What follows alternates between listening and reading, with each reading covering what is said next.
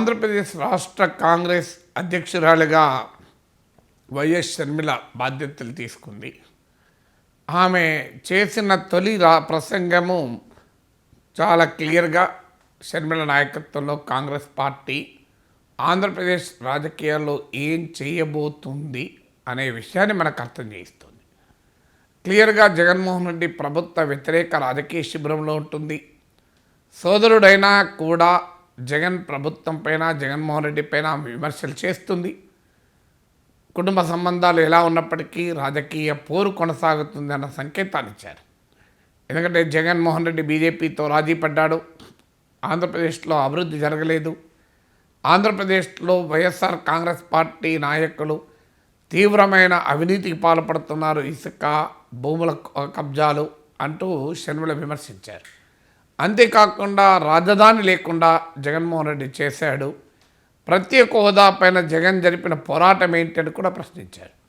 అందువల్ల రాబోయే కాలంలో చంద్రబాబు నాయుడు, పవన్ కళ్యాణ్లతో పాటు వైఎస్ షర్మిల కూడా జగన్మోహన్ రెడ్డి ప్రభుత్వ వ్యతిరేక రాజకీయ శిబిరంలో ఉంటుంది.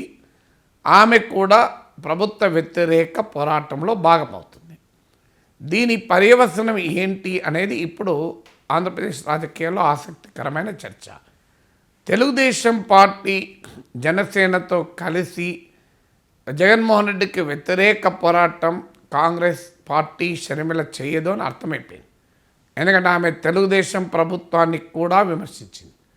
రెండు కూడా బీజేపీకి రాజీ పడుతున్నాయి. 25 మంది ఎంపీలు బీజేపీతోనే ఉన్నారు. ఇద్దరు ముఖ్యమంత్రులకు కూడా ప్రత్యేక హోదాను తాకట్టు పెట్టారు అని కూడా విమర్శించారు. అందువల్ల నారా లోకేష్కు క్రిస్మస్ గిఫ్ట్ పంపడం ద్వారా టీడీపీ జనసేనకు షర్మిల దగ్గరవుతారా అనేటువంటి అనుమానాలకు కూడా పులిస్టా పట్టింది. టీడీపీ జనసేన కూటమిలో షర్మిల నాయకత్వంలో కాంగ్రెస్ చేరకపోవచ్చు. బహుశా బీజేపీ టీడీపీ జనసేన కూటమిలో చేరుతుంది అన్న అంచనా కూడా కాంగ్రెస్ పార్టీకి ఉండవచ్చు. ఎందుకంటే బీజేపీ టీడీపీ జనసేనతో కలిస్తే కాంగ్రెస్ ఆ కూటమిలో ఉండటానికి అవకాశమే లేదు. అందువల్ల బహుశా ఆ రకమైన సమాచారం ఏమైనా ఉందా, లేదా రాజశేఖర రెడ్డి బిడ్డగా రాజన్న వారసత్వం కొరకు రాజకీయ క్షేత్రంలో పనిచేస్తూ రాజశేఖర రెడ్డికి బద్ధ విరోధైన చంద్రబాబు నాయుడుతో కలిస్తే తన పొలిటికల్ స్పేస్ ఉండదని బహుశా ఆమె అంచనాకు కూడా రావచ్చు. అందువల్ల ఆమె తెలుగుదేశం జనసేన కూటమితో కలవదుము అన్న సంకేతాన్ని కూడా ఇచ్చింది. అంటే ఆంధ్రప్రదేశ్లో కాంగ్రెస్ పార్టీ విడిగా తన పొలిటికల్ స్పేస్ కొరకు పనిచేస్తారు. అప్పుడు జరగబోయేటువంటి పరిణామాలు ఏంటి? ఒకవేళ టీడీపీ జనసేనతో బీజేపీ కలిస్తే తెలంగాణలోగా వామపక్షాలు ఆంధ్రప్రదేశ్లో కూడా కాంగ్రెస్తో కలిసి పోరాడే అవకాశం ఎన్నికలకు ఉంది. కానీ ఇంకా అది ఇప్పుడే బాధ్యత చేపట్టారు కనుక ఆ రకమైన అంచనా ఇప్పటికిప్పుడే రాలేము. కానీ కొత్త రాజకీయ పునరీకరణగా థర్డ్ ఫోర్స్గా కాంగ్రెస్ లెఫ్ట్ ఎమర్జ్ అయ్యేటువంటి పోటీలోకి వచ్చే అవకాశాన్ని మనం కొట్టిపారేయలేము. ఇక షర్మిల నాయకత్వంలో కాంగ్రెస్ తీసుకునే ఈ వైఖరి ఏ రకమైన రాజకీయ పరిణామాలకు దారితీస్తుంది, ఎన్నికలకు ఫలితం పైన ఏ రకమైన ప్రభావం చూపుతుంది అన్నప్పుడు రెండు అవకాశాలు ఉంటాయి. ఒకటి, ఆమె కూడా ప్రతిపక్ష శిబిరంలో ఉంది కనుక ప్రతిపక్ష ఓటు చీల్చి పరోక్షంగా జగన్మోహన్ రెడ్డికి లాభం కలిగించవచ్చు.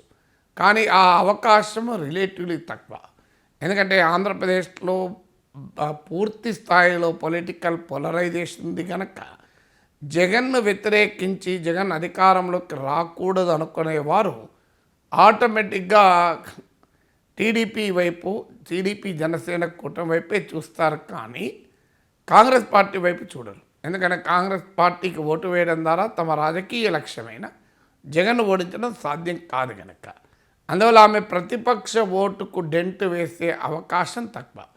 ఇక రాజశేఖర రెడ్డిని అభిమానించి వైఎస్ జగన్ పట్ల అసంతృప్తితో ఉండి టీడీపీ జనసేనలో చేరని వారు ఖచ్చితంగా షర్మిల నాయకత్వంలో కాంగ్రెస్ వైపు వచ్చే అవకాశం ఉంది. మంగళగిరి ఎమ్మెల్యే ఆళ్ళ రామకృష్ణారెడ్డి చేరడం ఇందుకు ఉదాహరణ. అందువల్ల రాబోయే కాలాల్లో కాంగ్రెస్ పార్టీలోకి వైసీపీ అసంతృప్తులు టీడీపీ వైపు వెళ్ళలేని వారు, టీడీపీలో అవకాశం లేని వారు రావచ్చు.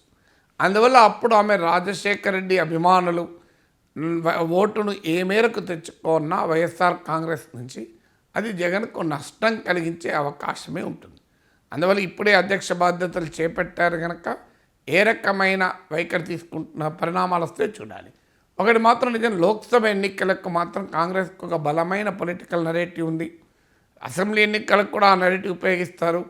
బీజేపీతో వైసీపీ, టీడీపీ, జనసేన రాజీ పడ్డాయి. కాంగ్రెస్ నాయకురాలుగా బీజేపీపై పోరాటానికి క్రెడిబిలిటీ ఆటోమేటిక్గా వస్తుంది.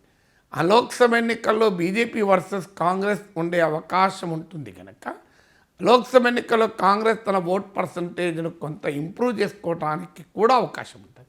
అది భవిష్యత్తులో కాంగ్రెస్ రివైవల్కు ఉపయోగపడే అవకాశం కూడా ఉంది.